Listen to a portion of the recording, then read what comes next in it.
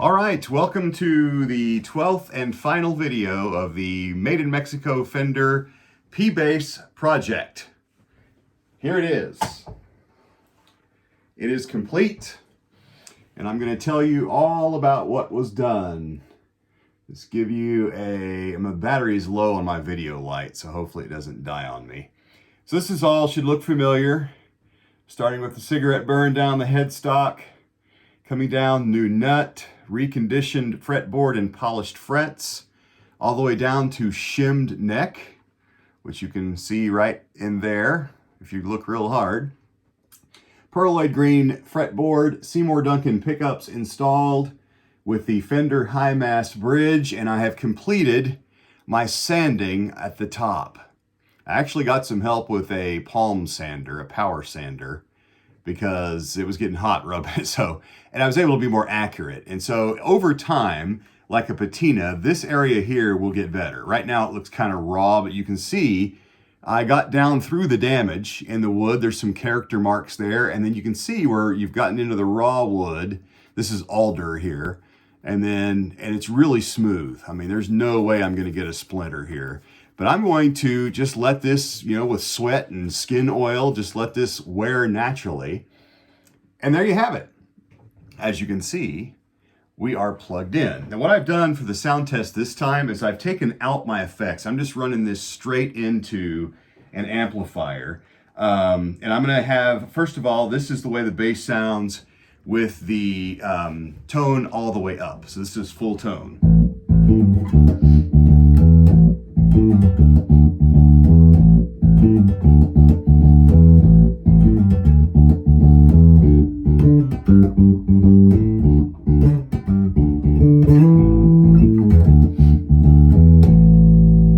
Okay, here's what it sounds like with the tone all the way down.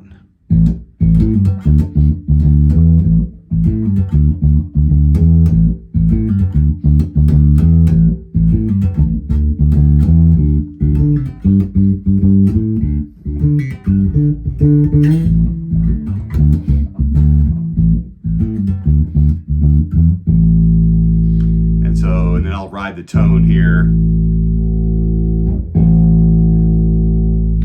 So a little tone, not what you would expect from like a jazz bass, but these pickups are way better.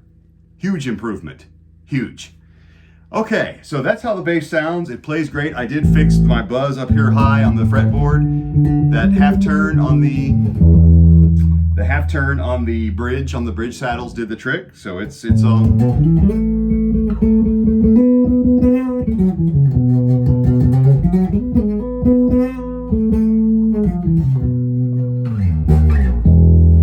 So that's all fixed.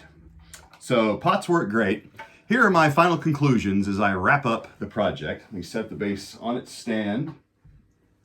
Conclusion number one, and this is something that I figured out today, I stink at soldering. I am the worst soldering technician or whatever, a solderer is. I'm terrible at it. I see people solder these, these fine solders on circuit boards. I'm just awful at it. I was really concerned when I wired back up and I had to replace some of the wires were roasted, so I had some spare wire and I replaced them. Some of my solders inside this guitar are beyond ugly. I would say if there's a word, they're ugly, but they work. I was really worried about shorts and stuff when I put it back together. There's not a lot of room inside the bass, and so you have to really kind of line everything up. But as it turned out, everything is great. I can't make it short. It's playing fine. So I guess if neatness doesn't count, then I'm in good shape. But I'm a terrible solderer. So if you're gonna do this, practice your soldering skills. I am going to get some old scrap wire and actually practice. Solder is cheap. I should be better at soldering. I'm a better welder than I am soldering, and that says something about how bad, because I'm not a good welder. I'm a farm level welder. I'm not an artisan.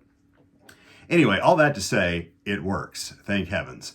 So what did this cost? Good question.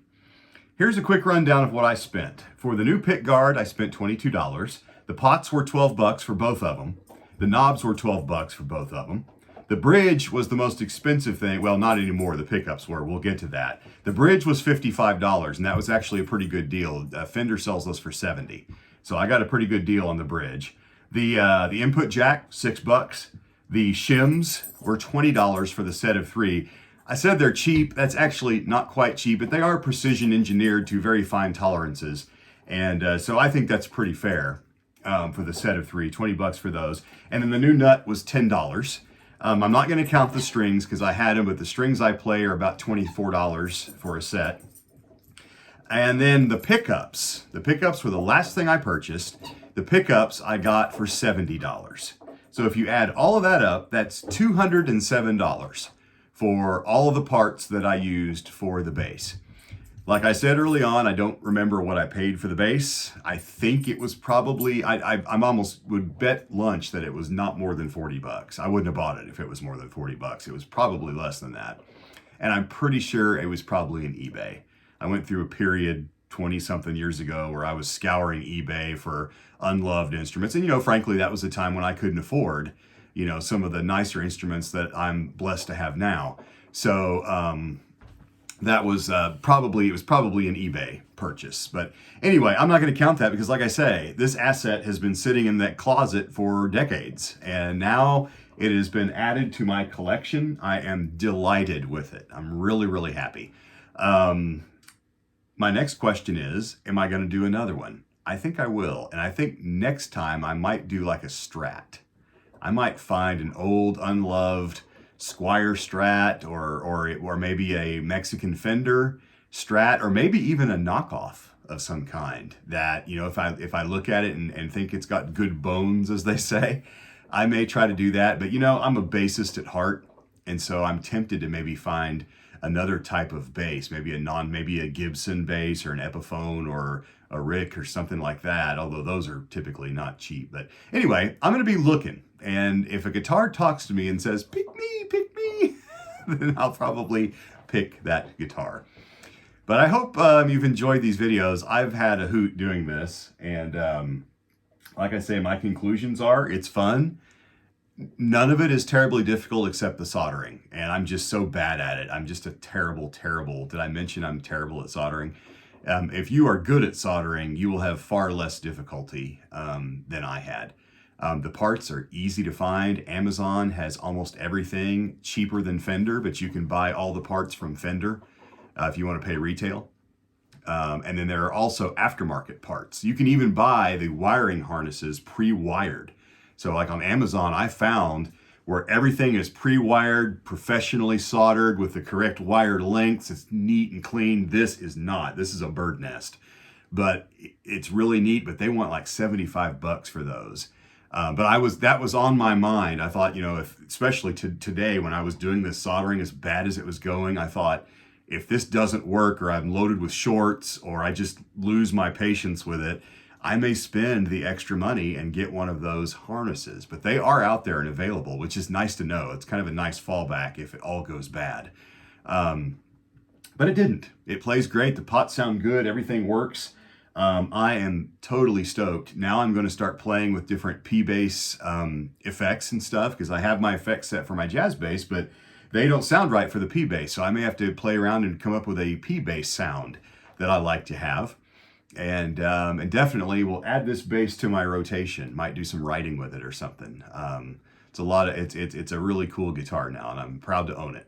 So anyway, if I decide to do another guitar, I'll do more videos, but this concludes the project. 12 videos of me toiling away and giving a instrument new life. And here it is, still plugged in with my 4-point jack. One more look at her, and I'll probably bring it up to town so we can play it and maybe record with it. There it is. Oh, and you see the back. There's the little heart. You can still see the heart there. It's right there. Look at the back of it. I didn't sand the neck, by the way. I decided not to do that. But there it is. A Mexican-built P-bass that has been outfitted just for me. Thanks for watching. See you next time. Bye-bye.